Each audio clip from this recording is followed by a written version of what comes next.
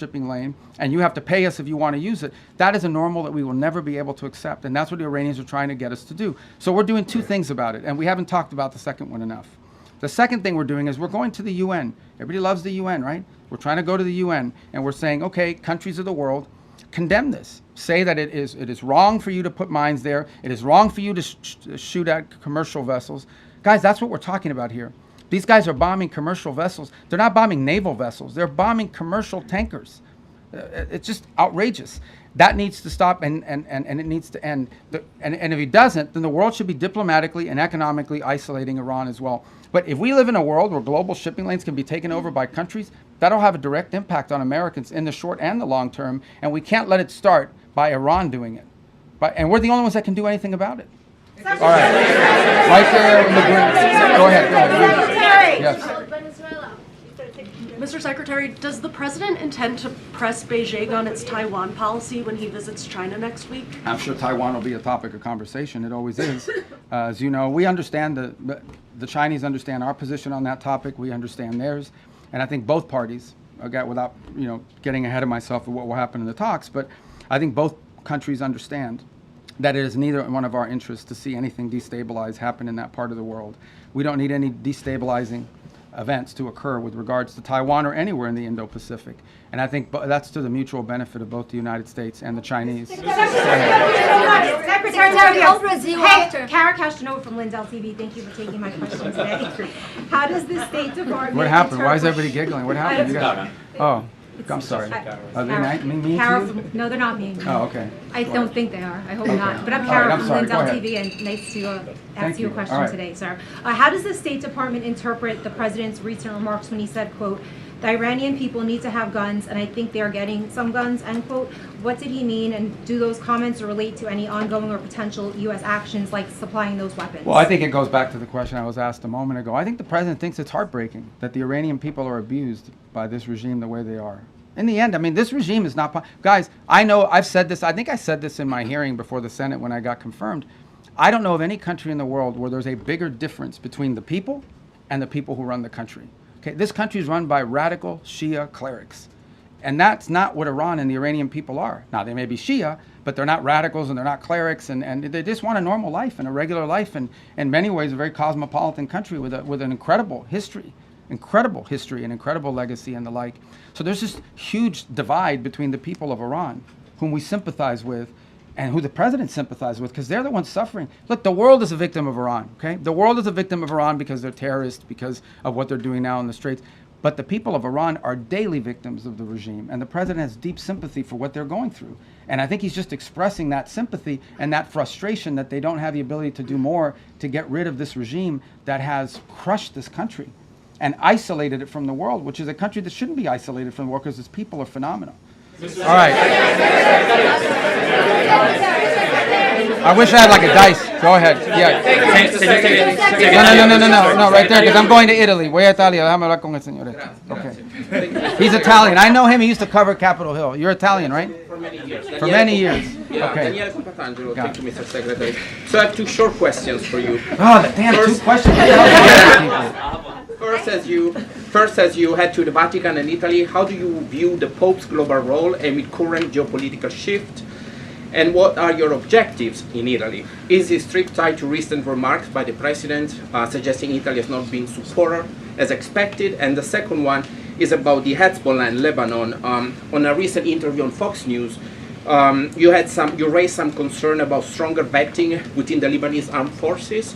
What do you make? Can you elaborate a little bit? Yeah, I've answered the first one about the Vatican. Look, I mean, the Pope is obviously the vicar of Christ, is a Roman Catholic, but he's also the head of a nation state, and it's an organization that has a presence in over 100-something countries around the world. And we engage with the Vatican quite a bit because they're present in many different places. I've already outlined to you two examples. We worked with the Catholic Church on the distribution of humanitarian aid in Cuba. We share with the Catholic Church a concern about the destruction of religious liberty, the persecution of Christian minorities, and also, the challenges that are being faced by Christians in Africa, where the Pope just recently visited. So we have a lot to talk about with them, and I engage with them quite a bit on that front. So the trip is really not tied to anything other than the fact that it would be normal for us to engage with them, and other Secretary of States have done that in the past. On the second point about Lebanon, also a question that was asked earlier, and what was the Italian part? About the expectation that the president. Oh, no, look, I mean, the Italians have been involved for some time in training the police and in training their forces, so I would love to hear their input on it. And in the way, look, we welcome everybody's help eventually. What has to happen in Lebanon, what everybody wants to see, is that you have a Lebanese government with the capability to go after Hezbollah and take the Hezbollah apart. There shouldn't be a Hezbollah and a government. There should be a government. Everyone should fold underneath it. And if we do that, then there will be peace between Israel and Lebanon. But we have to build the capacity of the Lebanese to do it. And I think Italy could be helpful in that regard. All right.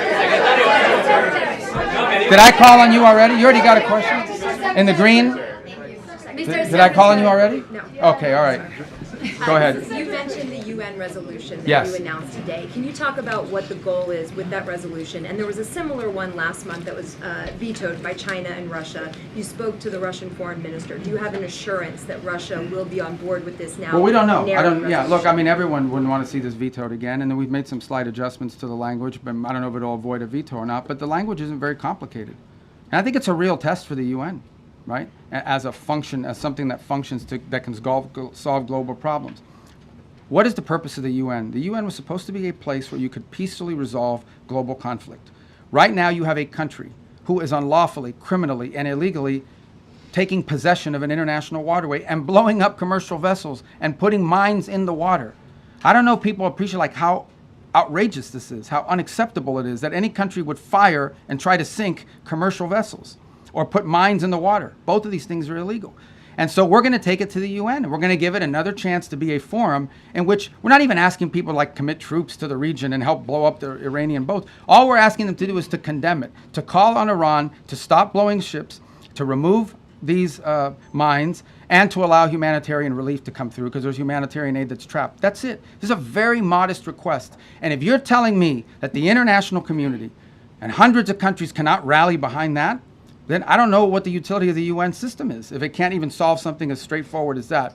And I think to both the Chinese and the Russians, I would argue and have argued that it is in their interest for that resolution to pass and for pressure to be brought on Iran, because it is in their interest not to see international waterways, including the Straits of Hormuz, be closed down and cause economic chaos to dozens and dozens of countries around the world. Okay. Back row, yellow tie. Back row, Secretary, yes, sir. Yeah. With CBN News, you've had a deep faith for God and country. At the end of the day, with all that you've been involved in, Keep going. you've been extremely busy, Go ahead, I'm sorry. as we all know. I got to ask you, what is your hope for America at a time such as this? My hope for America? And how the do you same as always personally been. deal with that? Yeah, look, I mean, my hope for America is what it's always been. I think it's the hope I hope we all share. We want it to continue to be the place where anyone from anywhere can achieve anything, where you're not limited by the circumstances of your birth, by the color of your skin, by your ethnicity, but frankly, it's a place where you are able to overcome challenges and achieve your full potential. I think that should be the goal of every country in the world, frankly, but I think in the U.S., we're not perfect. Our history is not one of perfection, but it's still better than anybody else's history, and ours is a story of perpetual improvement. Each generation has left the next generation of Americans freer, more prosperous, safer, and that is our goal as well. But it is a unique and exceptional country, and as we come upon this 250-year anniversary, I think we have a lot to learn and be proud of in our history. It is one of perpetual and continuous improvement, where each generation has done its part to bring us closer to fulfilling the vision that the founders of this country had upon its founding. So, thank you. All right. I have time for two more questions. Oh, crazy. All right, right there in the pink. No, you right there. That lady. No, the one right next to you in the pink. No, the pink. I'm sorry, but I pointed at her. I need to get a laser pointer and just go. Now you in the pink jacket, the lady right there. Thank you. Thank you very much, Mr. Secretary. I have a question on Iran-China relations. Okay. What's your reaction to Iranian foreign minister visit to China? Also, Beijing instructed its firms to ignore U.S. sanctions. Could you also address that? Well, I'll direct you to Treasury on that front. There are options that we have. If you ignore our sanctions, you're going to face secondary sanctions. And I don't have an announcement for you on that today, but we don't do these things, for symbolic purposes. On the first point about the visit, it's fine. I hope the Chinese tell him what he needs to be told, and that is that what you are doing in the Straits is causing you to be globally isolated. You're the bad guy in this. You guys should not be blowing up ships. You should not be putting mines. You should not be trying to hold hostage the global economy. I hope the Chinese bring, whether it's done privately, but I hope it's done directly, that's the message they deliver to them. As I outlined earlier today, China is an export-driven economy. Okay, I'm not here to speak on behalf of what's in the best interest of China, but it's obvious. China is an export-driven economy. That means they depend on other countries to buy from them. Well, you can't buy from them if you can't ship it there, and you can't buy from them if your economy is being destroyed by what Iran is doing. So it is in China's interest that Iran stop closing the straits. It's harming China as well. The gentleman in the red tie, right there. Yes, I'm sorry, what's your name? Liz Landers with PBS NewsHour. Okay. Another question about the China-Iran relationship. You said at the beginning of your comments at the top that every single financial situation will be targeted.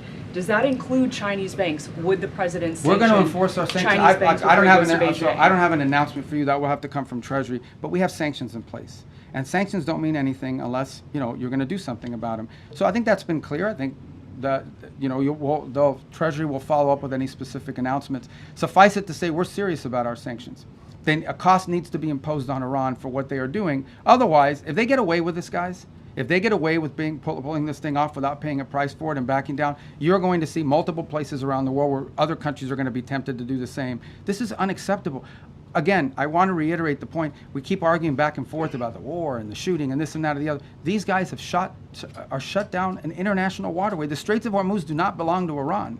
They don't have a right to shut it down and blow up ships and lay mines. And that's what they've done. That needs to be addressed. Otherwise, and it cannot be normalized. Under no circumstances can we live in a world where we accept, okay, this is normal. You have to coordinate with Iran. You have to pay them a toll in order to go through the Straits of Hormuz. Not only is that unacceptable in the Straits, you're creating a precedent that could be repeated in multiple other places around the world. The whole world should join us in this condemnation, and the whole world should join us in doing something about it, by the way. It shouldn't just be us. We're hoping to get countries. We're going to give them a chance to do something about it at the United Nations. All right, my last question.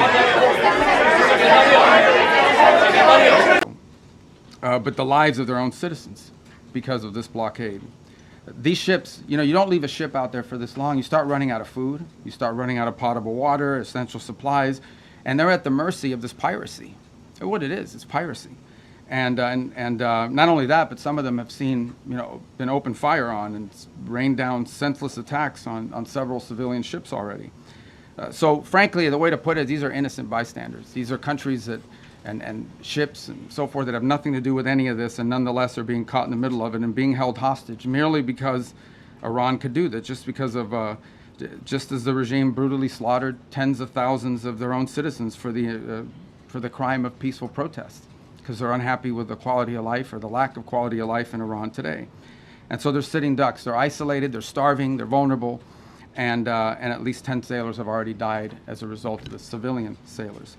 So already many nations privately and some publicly have asked the United States to help free their ships and to restore freedom of navigation in the Straits of Hormuz and this critical artery of global trade. And so President Trump, as he always does, stepped up and answered the calls for their help. And he's directed the United States military to guide these stranded ships to safety, to provide a protective bubble under which they can operate and move product and get themselves out of there and out of the harm's way. And this is the first step towards reopening the Strait and bringing this regime's last-ditch act of economic arson, bringing that to a close. We're doing it not only because we were asked, but because we're the only ones who can. We have the power to sort of take the steps that we've taken now. Under President Trump, the United States will help our friends. We're going to stand up to rogue regimes like the one in Tehran, and we're going to be unashamed to use our power and our abilities to project military power in the service of our national interest above all else. Now, what's really important for you to report and for everyone to understand is this is not an offensive operation. This is a defensive operation. And what that means is very simple. There's no shooting unless we're shot at first. Okay, we're not attacking them. But if they're attacking us or they're attacking a ship, you need to respond to that. You're not going to let some fast boat come up on a ship and shoot it up. We're going to respond to it, and we've been successful at it. I don't know what the exact number is, but I know a number of those fast boats have now been targeted, and will continue to be if they pose a threat to our forces. We'll shoot down drones, we'll shoot down missiles, but it's defensive in nature. This is defensive. So if you hear stories about attacks and launching of firing back and forth, it's not back and forth. We are only responding if attacked first. This is a defensive operation. And that's what's occurring here. Just about the importance of the Straits for a moment. This is approximately a quarter of the world's oil trade, along with significant volumes of fuel and fertilizer that operate through the Straits of Hormuz. The Iranian regime cannot be allowed to dictate who uses this vital waterway. I don't think this is also being reported enough. Maybe you are reporting. I don't read everyone. I don't have many damn outlets here. I don't know who you all are, but I mean, I know who some of you are, but I don't know all of you are. But I will say this about it. This is an international waterway. Okay, this is an international waterway. And international law is very clear, and I love it because everybody always talks about international law, and this international law on this is very clear. International waterways, no country can control them. There is no international law that allows you to say, I'm going to put mines in an international body of water and I'm going to blow up ships that don't listen to us and try to go through. That's what Iran is doing. This is a criminal act. And someone needs to do something about it. Something needs to be done. It's completely illegal, completely illegitimate, and completely unacceptable. And that's why the United States military is guiding stranded commercial ships safely through the Strait and is working to restore freedom of navigation and putting an end to these efforts to hold the global economy hostage. So far, as a proof of concept and as a proof of function, 2 U.S. flag merchant ships have successfully transferred the Strait of Hormuz in the first stages of this project, and they're now safely on their way. The U.S. military is deploying the necessary assets to extend this defensive umbrella over commercial shipping. But there should be no mistake. And as I said this already, this is a defensive operation. I want to reiterate that point. This is important to understand. If no shots are fired at these ships and no shots are fired at us, we're not firing shots. But if we're fired on, we will respond, and we will respond with lethal efficiency. The assets supporting this project, by the way, include guided missile destroyers, over 100 land and sea-based aircraft, multi-domain unmanned platforms, and 15,000 of the finest military service members on the planet. These forces have already destroyed, as I told you earlier, I thought it was 6, it's 7 Iranian fast boats that failed to heed our warnings. And by fast boats, we're talking about, some of these things look like Boston whalers. Okay, so these are not like Navy ships. But nonetheless, they come fast at these boats, try to swarm them, try to harm them. We're not going to let that happen. So 7 of them now sit at the bottom of the sea, along with, by the way, the rest of Iran's Navy. That's where you can find their Navy today. And we're going to continue to systematically clear this passageway through the Straits to restore freedom of navigation. Now, while this project steadily progresses, Operation Economic Fury, continues to impose maximum pressure on the Iranian regime and what remains of their already frail economy. Today, inflation in Iran is 70%, and their currency is in total and complete freefall. U.S. sanctions enforcement is stepping up. It's moving in lockstep with the naval blockade to degrade Iran's capacity to generate, to move, and repatriate revenue. It directly targets the regime's primary revenue lifelines. The blockade alone is costing Iran as much as $500 million a day in lost revenue. 90% of total Iranian trade has been halted, causing permanent damage to Iran's oil infrastructure as wells are forced to shut in. Again, all of this is in response to their piracy. Okay, it cannot be that you have these straits and they blow up any ship that moves and the only ships that get to go through are theirs. You can't have a situation in which the straits are closed to everyone else, but they benefit from the piracy. That can't happen. That's why the blockade is in place, and that's why these sanctions are crippling them. Any foreign financial, and by the way, Treasury is now identifying and cutting off every dollar of revenue that's flowing to this regime. And so, look, any foreign financial institution or commercial actor that enables Iran's sanctions evasion is going to face secondary sanctions exposure and a loss of access to the U.S. financial system. As President Trump has said, and the facts clearly bear out, the United States of America holds all the cards. There is no scenario here in which if they decide to join a ladder of escalation, they wind up getting the last say. But our preference is for these straits to be opened to the way they're supposed to be opened, back to the way it was. Anyone can use it, no mines in the water, nobody paying tolls. That's what we have to get back to, and that's the goal here. Every day the conflict continues, however, our leverage on Iran will continue to increase, and their position will continue to weaken, especially as the blockade really begins to bite in conjunction with the sanctions. So, look, the time's come for Iran to make a sensible choice. And it's not easy for them to do that, obviously, because they have a fracture in their own leadership system. And apart from that, I mean, the top people in that government are, to say the least, they're insane in the brain. And so we need to address that, and it's difficult because it's hard to get past that in their system. But it's important for them to make a sensible choice and the one that's right for their people. The president, our president, has proven time and again that his preference is peace.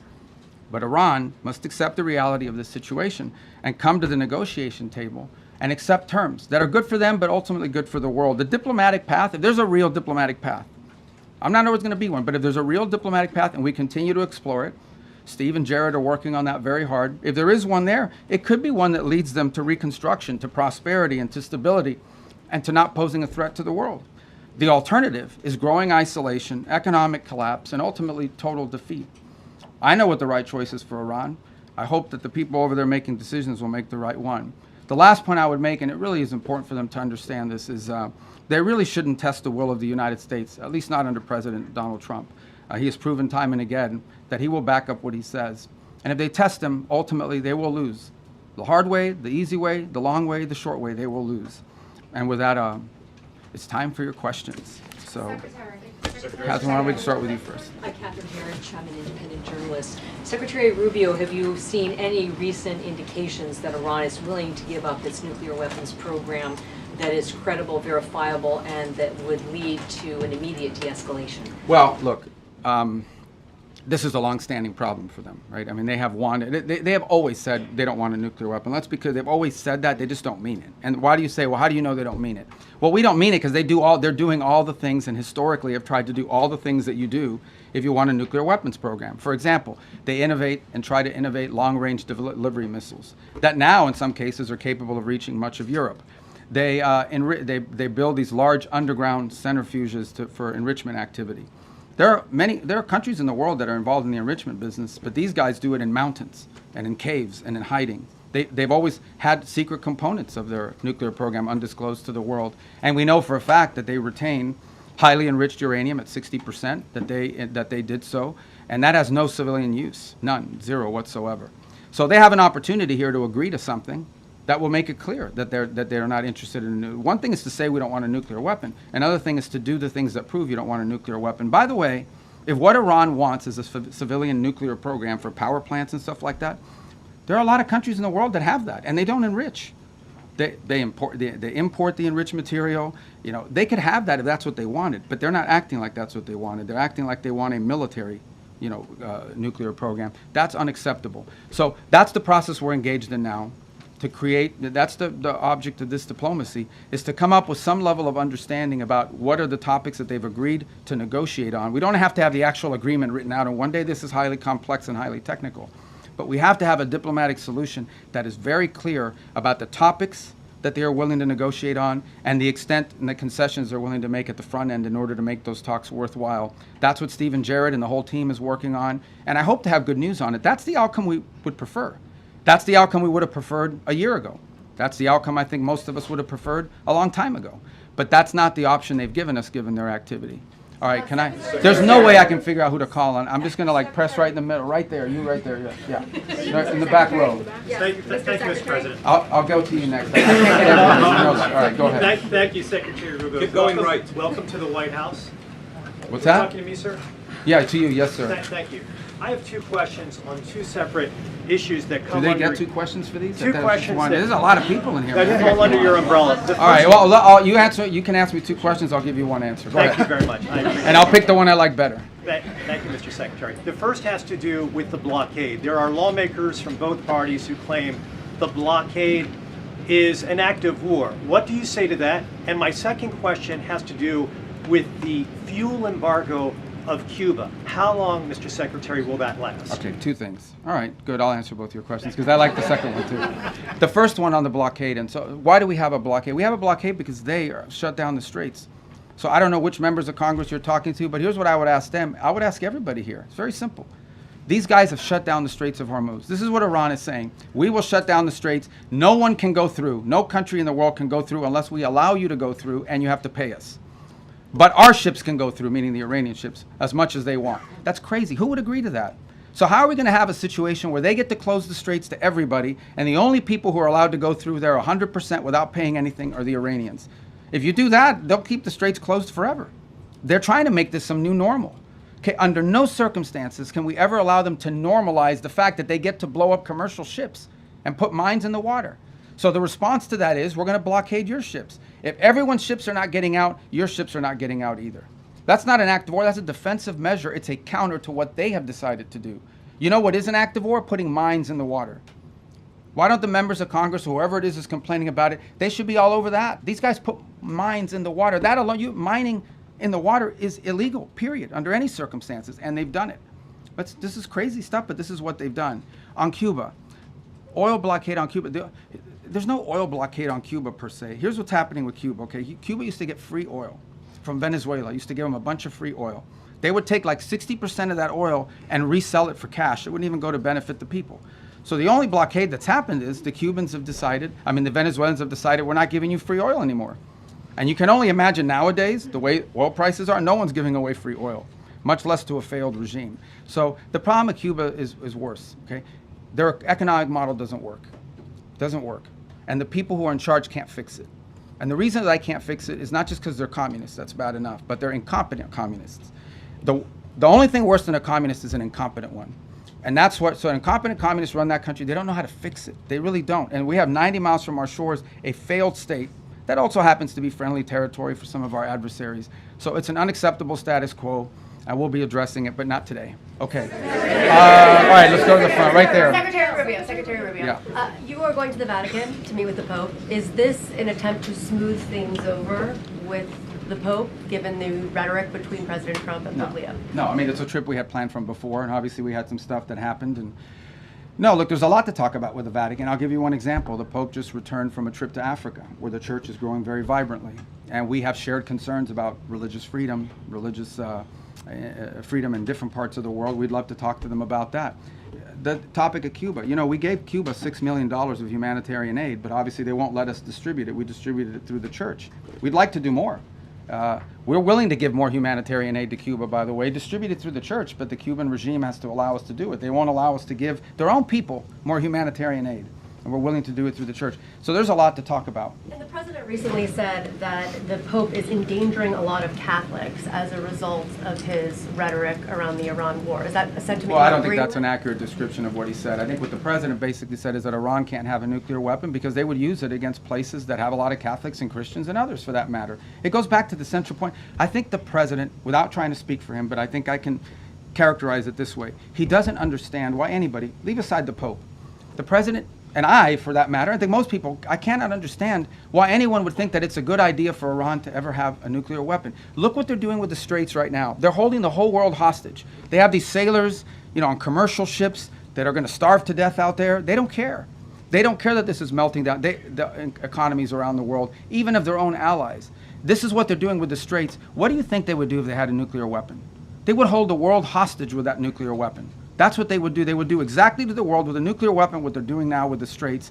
And I think the president's point is how anyone cannot see that as an unacceptable outcome and an unacceptable risk is beyond him. It's puzzling. And someone has to do something about it.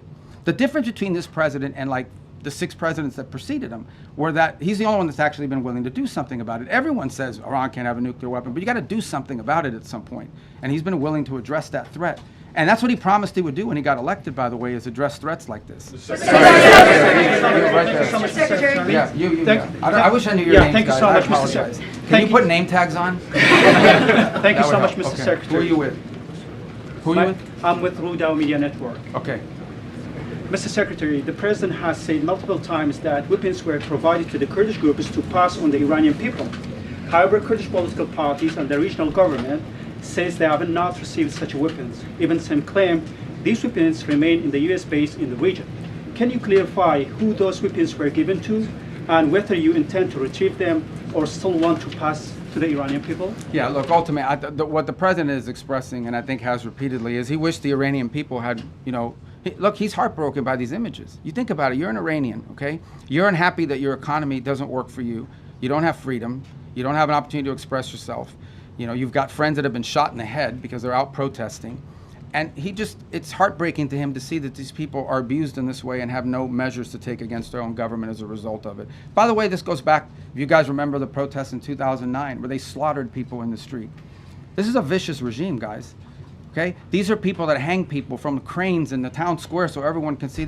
They continue these executions of people and have continue to do so for over a decade and a half now.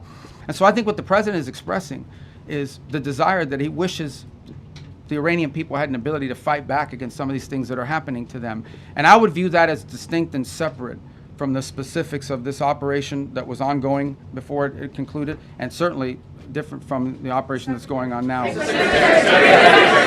there in the... Regarding Colombia, Mr. Secretary... Right behind you, not Colombia, right there. Yes, ma'am. Mr. Secretary, thank you so much. On Lebanon, are Yes. we in a ceasefire or less fire? And the second question, do you think you would be able to achieve an agreement between Lebanon and Israel without risking a civil war in Lebanon? What are you doing to risk? What are you doing to? No, I got it. I got the gist of your question. So look, here's the challenge with Lebanon. Okay, there's no problem between the Lebanese government and the Israeli government. Israel doesn't claim any land in Lebanon belongs to them, and by and large, I think a peace deal between Lebanon and Israel is imminently achievable and should be. The problem with Israel and Lebanon is not Israel or Lebanon, it's Hezbollah. Hezbollah operates from inside of Lebanese territory. They terrorize and attack Israelis, but they also are inflicting tremendous damage on the Lebanese people. The reason why Lebanon gets attacked by Israel is because of Hezbollah, because Hezbollah is hiding in some house, launching rockets against Israelis, and then they get hit.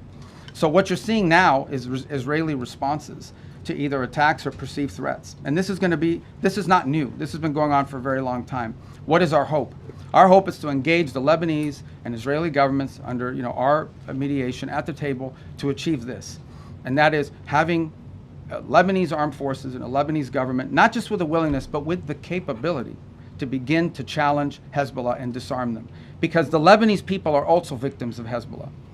And by the way, on the topic of Hezbollah in Lebanon, who is behind Hezbollah?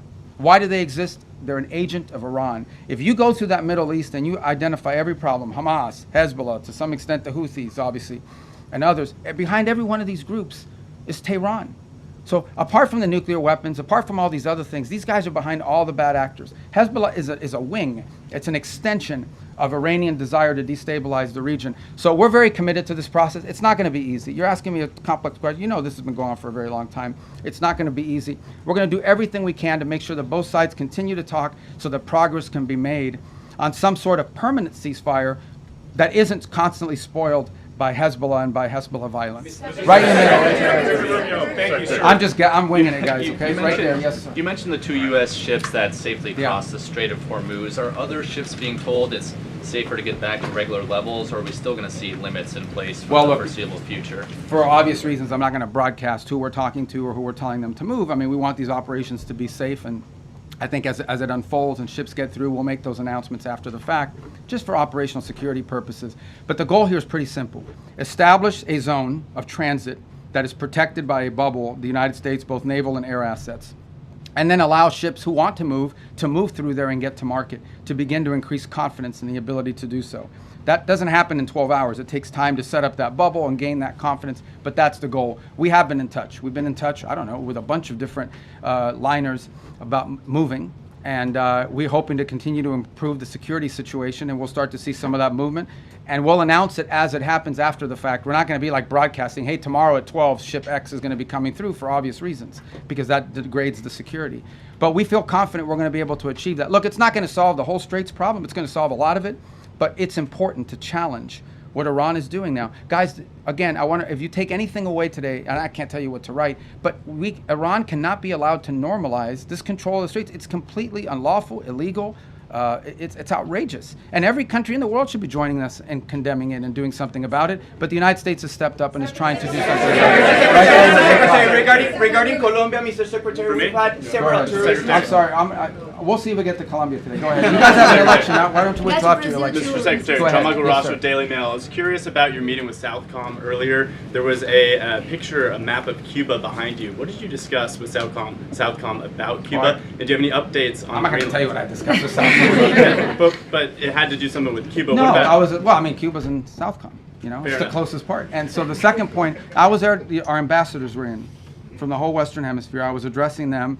Meeting the general who just took command at Southcom, and there happened to be a map of Cuba. And I said, it'd be good if we took a picture in front of that map, because it's like the closest thing in Southcom to the United States. So there it is. We have maps of other countries, huh? What about Greenland? Did you update on Greenland? No, they didn't have that map then. In the red, right there in the red. In the red, okay. Cristina de Telemundo, Mr. Can I ask you in Spanish or can I Yeah, ask you can answer in Spanish. You can ask me. Okay. And they'll have to translate for them what you asked So me. I'll say it in English, Okay. and if you can answer in both languages. Today I took